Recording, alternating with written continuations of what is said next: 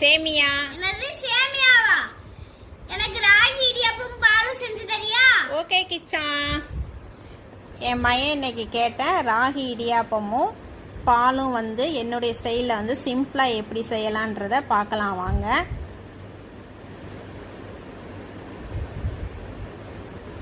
ஈஸியாக ஒரு 10 மினிட்ஸில் வந்து செஞ்சிடலாம். இதில் ஒரு சின்ன டிப்ஸ்லாம் வந்து சொல்லியிருக்கேன் எப்படி ஈஸியாக செய்யலாம் அப்படின்றத வந்து. ஜஸ்ட் ஒரு 10 மினிட்ஸில் வந்து செஞ்சிடலாம் ராகி இடியாப்பம்.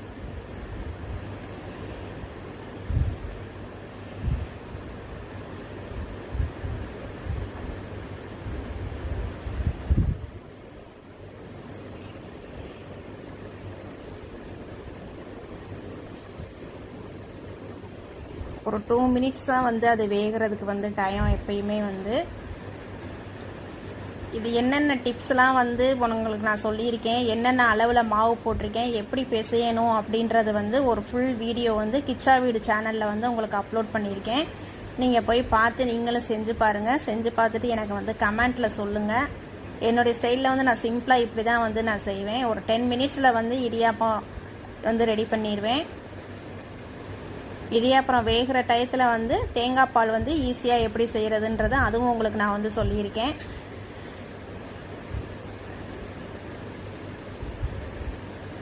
நீங்கள் பார்த்து செஞ்சு பாருங்கள்.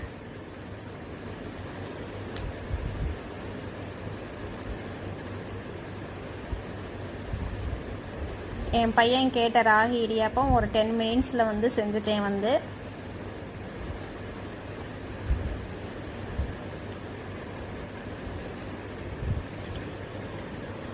இது எப்படி செஞ்சுருக்கேன் அப்படின்றத உங்களுக்கு காட்டுறேன். இந்த வீடியோ உங்களுக்கு பிடிச்சிருந்துச்சு அப்படின்னா லைக் பண்ணுங்கள், ஷேர் பண்ணுங்கள், கமெண்ட் பண்ணுங்கள். முக்கியமாக கிச்சா வீடு சேனலை வந்து சப்ஸ்கிரைப் பண்ணுங்கள்.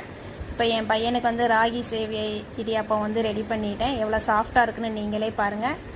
இதை எப்படி பண்ணியிருக்கேன் அப்படின்றத ஃபுல் வீடியோ வந்து கிச்சா வீடு சேனலில் வந்து இருக்குது. போய் பார்த்துட்டு செஞ்சு பார்த்துட்டு எனக்கு கமெண்ட்டில் வந்து சொல்லுங்கள்.